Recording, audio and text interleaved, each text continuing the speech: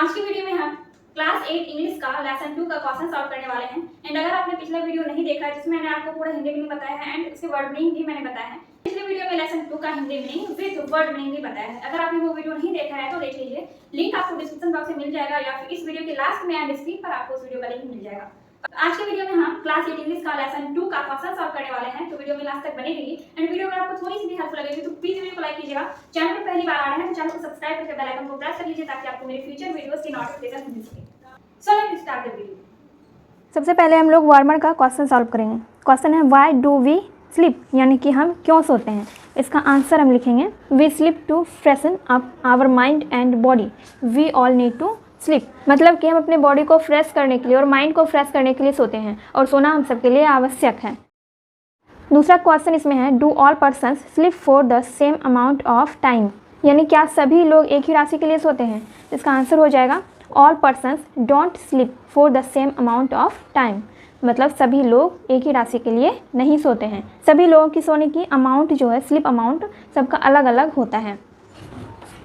Do you ever have dreams, क्या आपको सपने आते हैं। इफ़ यस, अगर हाँ, narrate the dreams which you like और dislike most, why do you think we have dreams. मतलब क्या आपको सपने आते हैं। अगर हाँ, तो जो सपने आपको पसंद या नापसंद है उसका वर्णन करें और आप क्यों सोचते हैं कि हमें सपने आते हैं। इसका आंसर हो जाएगा do you ever have dreams, मतलब कि आपको सपने आते हैं। तो इसका आंसर हो जाएगा yes I have seen dreams for many times, यानी कि हाँ, मुझे कई बार सपने आते हैं। दूसरा है if yes narrate the dreams which you like और डिसलाइक मोस्ट। इसका आंसर हो जाएगा I like dream of good things, I dislike ghostly dreams. मतलब मुझे अच्छी चीज़ों के सपने पसंद हैं और भूतिया सपने मुझे बिल्कुल भी नहीं पसंद हैं। नेक्स्ट क्वेश्चन था why do you think we have dreams, मतलब कि आप क्यों सोचते हैं कि हमें सपने क्यों आते हैं। इसका आंसर हो जाएगा I think that we have dreams because we think of them in day time. Our unfulfilled desires come in our mind in the form of dreams.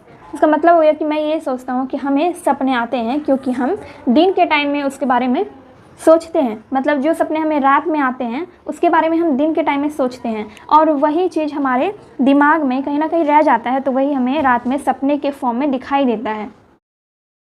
हमारा वार्मर का क्वेश्चन कंप्लीट हो चुका है। चलिए हम चैप्टर का क्वेश्चन देखते हैं। B.1 का क्वेश्चन है, पहला क्वेश्चन है for how long does N average adult sleep, मतलब एडल्ट लोग जो होते हैं, वयस्क लोग जो होते हैं, वो कितने देर के लिए सोते हैं। इसका आंसर हमने यहाँ पर लिख के रखा है। इसका आंसर होगा 7 आवर्स एंड 20 मिनट्स। एडल्ट जो होते हैं वो 7 घंटे और 20 मिनट की एवरेज नींद लेते हैं, यानी कि एडल्ट लोगों की औसत नींद होती है 7 घंटे 20 मिनट। नेक्स्ट क्वेश्चन है what are the most common causes of sleep problems, यानी कि नींद ना आने की कॉमन प्रॉब्लम क्या है, सामान्य कारण क्या है। इसका आंसर हो जाएगा depression and worry are the most common causes of the sleep problems. अवसाद और चिंता नींद में दिक्कत आने का सबसे कॉमन प्रॉब्लम है, यानी कि सामान्य कारण है। नेक्स्ट क्वेश्चन है tell some of the factors which affect sleep, also add some new thing which are not mentioned in the passage. इसमें बताना है कि सोने को कौन कौन सी चीज़ें प्रभावित करती है, यानी कि नींद को कौन कौन सी चीज़ें प्रभावित करती है। इसमें आपको और भी चीज़ें ऐड करना है इस आंसर में, जो कि इस पैसेज में नहीं दिया गया है, इस बुक में जो नहीं दिया गया है उसको भी इसमें ऐड करना है। इसका आंसर हमने लिखा है heat, cold, light, fear, noise and tension. तो ये सारी चीज़ें जो होती है ये नींद को प्रभावित करती है। एंड हम इसके साथ यहाँ पे लिख सकते हैं पेन, इलनेस, ETC। तो ये सारी चीज़ें नींद को प्रभावित करती है। गर्मी, सर्दी, प्रकाश, डर, शोर, चिंता, दर्द और बीमारी। नेक्स्ट क्वेश्चन है when do the bodily functions get slow, मतलब शारीरिक कार्य कब स्लो हो जाता है, धीमा हो जाता है। इसका आंसर होगा in the middle of night, मध्य रात्रि में शारीरिक कार्य धीमा हो जाता है। In the middle of the night का मतलब हो गया मध्य रात्रि में, यानी कि आधी रात को। तो इसी के साथ हमारा ये क्वेश्चन नंबर 1 सारा कंप्लीट हो चुका है। B.1 का हमने ये सारा क्वेश्चन कंप्लीट कर लिया है। B.2 में देखते हैं थिंक एंड राइट। इसमें लिखा हुआ है on the basis of reading the lesson try to complete the table by giving the 5 states in 1 sleep cycle and 2 alternating phase. हमने जो ये चैप्टर पढ़ा इसी को रीडिंग करके इसी लेसन से हमें इस चार्ट को कंप्लीट करना है। तो यहाँ पे लिखा हुआ है नॉट इन डीप स्लीप, मतलब कब हम गहरी नींद में नहीं जाते हैं। तो यहाँ पे क्या हो जाएगा फेज 1 मतलब चरण 1 जो होता है, पहला स्टेज जो होता है, उसमें हम गहरी नींद में नहीं जाते हैं। स्टेज 3 एंड 4 में क्या होता है, वो चीज़ हमें यहाँ पे लिखना है। फिर है your brain is active and, इसके आगे क्या होगा और ये किस स्टेज में होता है वो भी हमें लिखना है। फेज 1 एंड फेज 2 इसमें क्या होता है वो सारी चीज़ें हमें यहाँ पर फिल करना है। तो चलिए हम इसका आंसर देखते हैं। हमने यहाँ पर इसका आंसर भी लिखा है। Phase 1 and 2 note in deep sleep, मतलब कि चरण 1 और चरण 2 में हम गहरी नींद में नहीं जाते हैं। स्टेज 3 एंड 4 में हम गहरी नींद में चले जाते हैं। स्टेज 5 में क्या होता है, your brain is active and you see dreams, आपका ब्रेन एक्टिव हो जाता है और आपको सपने दिखाता है। फेज 1 में क्या होता है, involves no dreaming, usually it occurs in the early part of the night. Phase 2 में involves dreaming, it occurs mostly in the later part of the night for varying periods of time. If you wake up during this phase, you will almost certainly remember your dreams. तो ये सारा answer हमने इसी chapter से लिखा हुआ है। जब आप इस चैप्टर को पढ़ेंगे तो यहाँ पे दिया हुआ है फेज 1 में क्या लिखा हुआ है। Phase 1 involves no dreaming, usually it occurs in the early part of the night. Phase 1 में हम सपने नहीं देखते हैं और ऐसा होता है रात के पहले पहर में। फेज 2 में क्या होता है, Phase 2 involves dreaming. It occurs mostly in the latter part of the night for varying periods of time. If you wake up during this phase, you will almost certainly remember your dreams. तो इस phase में, phase 2 में हम सपने देखने लगते हैं, सपनों में जाने लगते हैं और धीरे धीरे करके सपने देखने लगते हैं और इसी दौरान अगर आप जाग जाते हैं तो आपको वो सपना याद रह जाता है। इस तरह से हमने B.2.1 का ये क्वेश्चन सॉल्व कर लिया है। पॉइंट 2 से write the answers to each of the following questions in about 50 words. तो यहाँ पर कह रहा है कि नीचे जो क्वेश्चन दिया गया है उसका आंसर में 50 शब्दों में देना है। क्वेश्चन क्या है, do all adults require the same amount of sleep, find out how much sleep people of different age group require. हम एक एक करके सारे क्वेश्चन को सॉल्व करते हैं, इसका हम हिंदी मीनिंग भी जानेंगे। मैंने यहाँ पर आंसर भी लिखा हुआ है। तो इस क्वेश्चन का मतलब होगा, पहले इसको हम फिर से पढ़ते हैं। Do all adults require the same amount of sleep, क्या सभी वयस्कों को एक ही नींद की मात्रा ज़रूरी होती है। Find out how much sleep people of different age group require, मतलब कि पता कीजिए कि अलग अलग उम्र के लोगों को कितनी मात्रा में नींद की ज़रूरत होती है। इसका आंसर हो जाएगा an average adult requires 7 hours 20 minutes of sleep, whereas elderly needs less than adults, children need 10 to 11 hours and babies need 14 to 18 hours of sleep। मतलब जो वयस्क होते हैं उनको 7 घंटे 20 मिनट नींद की आवश्यकता होती है और जो बड़े बुजुर्ग होते हैं उनको 10 से 11 घंटे नींद की आवश्यकता होती है और जो छोटे बच्चे होते हैं, जो बेबीज़ होते हैं, उनको 14 से 18 घंटे नींद की आवश्यकता होती है। अलग अलग एज के आदमियों को, अलग अलग एज के जो मनुष्य होते हैं, इंसान होते हैं, सबको अलग अलग नींद की मात्रा की आवश्यकता होती है। ठीक है। सेकेंड नंबर का क्वेश्चन है, why does the author not favour sleeping pills, pick out the line that shows that the author does not favor them। तो पहले हम इस क्वेश्चन का मीनिंग समझ लेते हैं कि लेखक, ऑथर का मतलब क्या होता है, लेखक। तो लेखक स्लीपिंग पिल्स लेने के फेवर में यानी कि पक्ष में क्यों नहीं है। स्लीपिंग पिल्स का मतलब होता है नींद की गोलियाँ, नींद की गोलियाँ लेने के फेवर में क्यों नहीं है। Pick out the line that shows that the author does not favour them, मतलब वैसे लाइन को चुनिए जिससे यह पता चलता हो या फिर जो यह दिखाता हो कि ऑथर यानी कि लेखक स्लीपिंग पिल्स लेने के फेवर में नहीं है। The author avoid sleeping pills because this pills become their addiction and it does not cure their sleeplessness disorder. इसका मतलब हो गया कि लेखक स्लीपिंग पिल्स को अवॉइड करते हैं, मतलब स्लीपिंग पिल्स से बचते हैं। ऑथर जो हैं वो नींद की गोलियां नहीं लेते हैं क्योंकि this pills become their addiction. ठीक है, एडिक्शन मतलब हो जाता है आपका लत लगना, या फिर जिस तरह से नशा करने का लत लग जाता है वैसे ही अगर आप लगातार स्लीपिंग पिल्स लेते रहेंगे तो आपको उसका लत लग जाएगा। इसीलिए ऑथर स्लीपिंग पिल्स को अवॉइड करते हैं क्योंकि ये स्लीपिंग पिल्स लत बन जाता है और ये हमारी नींद ना आने की समस्या को भी ख़त्म नहीं करता है, इसीलिए ऑथर स्लीपिंग पिल्स को अवॉइड करते हैं। थर्ड नंबर का क्वेश्चन है, have you ever felt sleep problems in your life. Discuss in pairs and write down the possible causes of sleep problems. मतलब क्या कभी आपने नींद की समस्याओं को फेस किया है, मतलब महसूस किया है। फेल्ट मतलब हो गया महसूस करना। तो क्या कभी आपने नींद की समस्याओं को महसूस किया है। Discuss in pairs and write down the possible causes of sleep problems. मतलब अपने जोड़े में डिस्कस कीजिए, अपने ग्रुप में डिस्कस कीजिए और सोने के प्रॉब्लम के संभव कारणों को आप नीचे लिखें। मतलब नींद ना आने के कौन कौन से कारण हो सकते हैं, ऐसा कौन कौन सा पॉसिबल कॉजेज है जिससे कि हमें नींद नहीं आती है, तो वही आपको इसमें लिखना है। तो ये जो पहला वाला क्वेश्चन है, have you ever felt sleep problems in your life. क्या आपने अपनी लाइफ में, अपने जीवन में कभी नींद ना आने की समस्या को या फिर सोने से संबंधित समस्याओं को महसूस किया है। इसका आंसर हो जाएगा यस। दूसरा क्वेश्चन है, discuss in pairs and write down the possible causes of sleep problems. तो इसका हो जाएगा we often feel sleep problems. मतलब कि हम लोग कभी कभी सोने की प्रॉब्लम को फील करते हैं, महसूस करते हैं।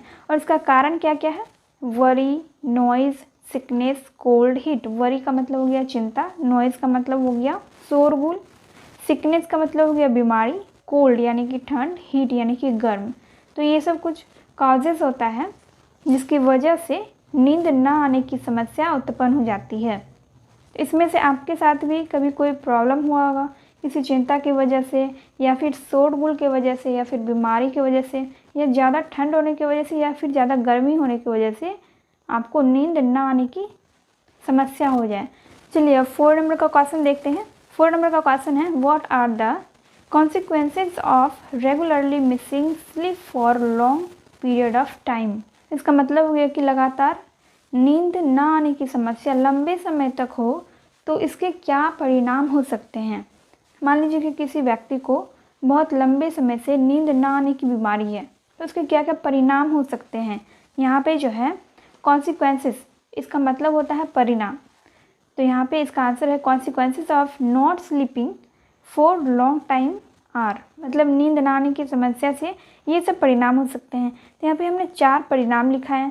पहला है, you may feel tired and irritable. मतलब आप थका हुआ और चिड़चिड़ा फील करेंगे। You begins to behave strangely. आप अजीब तरह से व्यवहार करेंगे। You lose your ability to concentrate. और आपका ध्यान केंद्रित करने की क्षमता भी कम हो जाएगी। Your judgement gets impaired.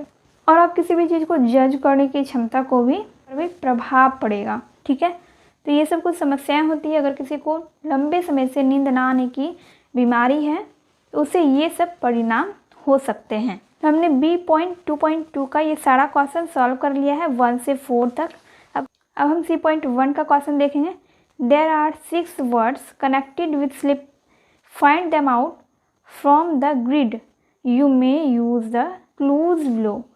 ये तो लेटर ग्रिड है और इसमें से आपको वर्ड ढूंढना है जो कि स्लीप से रिलेटेड है। और ऐसा 6 वर्ड इसमें छिपा हुआ है। ठीक है, स्लीप से रिलेटेड 6 वर्ड इस ग्रिड में छिपा हुआ है और आपको इसको ढूंढने का क्लू भी यहाँ पर दिया गया है।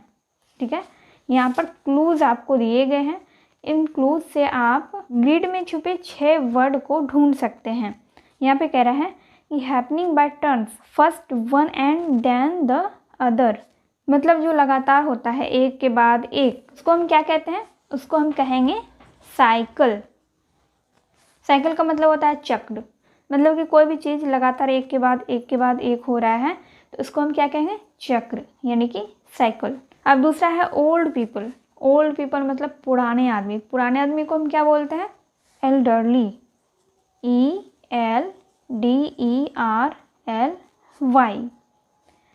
फिर next, state of being sad और ग्लूमी। मतलब कि जब आप निराश हो जाते हैं, उदास हो जाते हैं तो उसको हम कहते हैं वरी, WORRY। नेक्स्ट है वीकेंड। तो इसका मतलब हो गया बिगड़ा हुआ होता है, तो इसका हो जाएगा इम्पेयर्ड, IMPAIRED। एबनॉर्मल, एबनॉर्मल मतलब हो गया आपका असामान्य, तो स्लीप से रिलेटेड इसका वर्ड हो जाएगा डीरेंज्ड, DERANGED,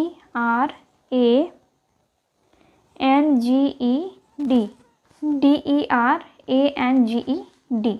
यूज्ड टू का मतलब हो गया उपयोग, इसका हो जाएगा एडिक्ट, एडिक्ट ADDICT। एडिक्ट का मतलब होता है आदी हो जाना, किसी भी चीज़ का जब आदत हो जाता है तो उसको हम कहते हैं आदी होना। तो वही चीज़ हो गया यहाँ पे आदी होना या फिर लत लगना। अब हम इन सभी वर्ड को इस ग्रिड में ढूंढेंगे। तो हमारा पहला वर्ड है साइकिल, तो यहाँ पर है साइकिल, CYCLE। तो इसको हम इस तरह से घेर देंगे, ठीक है। ये आपका एक वर्ड हो गया। दूसरा वर्ड है आपका एल्डरली, तो ये वाला यहाँ पर है। एल्डरली मतलब हो गया जो बड़े बुजुर्ग होते हैं, उसको हम कहते हैं एल्डरली। तीसरा है वरी, वरी मतलब होता है चिंता। चौथा है इम्पेयर्ड, तो यहाँ पर है इम्पेयर्ड। पांचवा है डिअरेंज्ड, तो यहाँ पर डिअरेंज्ड है। और लास्ट वाला हमारा वर्ड है एडिक्ट, ADDICT। तो यहाँ पर हो गया हमारा लास्ट वाला वर्ड, ठीक है।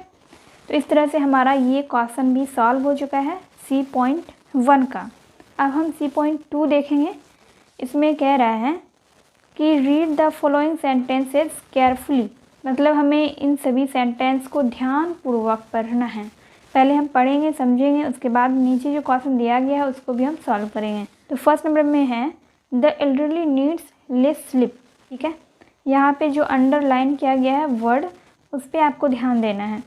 When we sleep the bodily functions slow down, the elderly need less sleep, मतलब कि जो बुजुर्ग लोग होते हैं उनको कम नींद की आवश्यकता होती है। When we sleep the bodily functions slow down, जब हम सोते हैं तो हमारा शारीरिक कार्य धीमा हो जाता है। You soon being to behave strangely, आप जल्द ही अजीब व्यवहार करने लगते हैं, ठीक है। तो यहाँ पर ये जो वर्ड दिया गया है इसमें देखिए सब में LY और LY लगा हुआ है। अब नीचे कह रहा है in the above sentences words with LY have different functions to perform. In sentence A the elderly means to elderly people and it functions as a noun. इसका यूज इस सेंटेंस में नाउन की तरह हुआ है, ठीक है। Sentence B the word bodily is describing the noun functions, therefore bodily is an adjective and it comes before the noun. Bodily जो है ये नाउन के पहले आया है और ये एक विशेषण की तरह कार्य कर रहा है।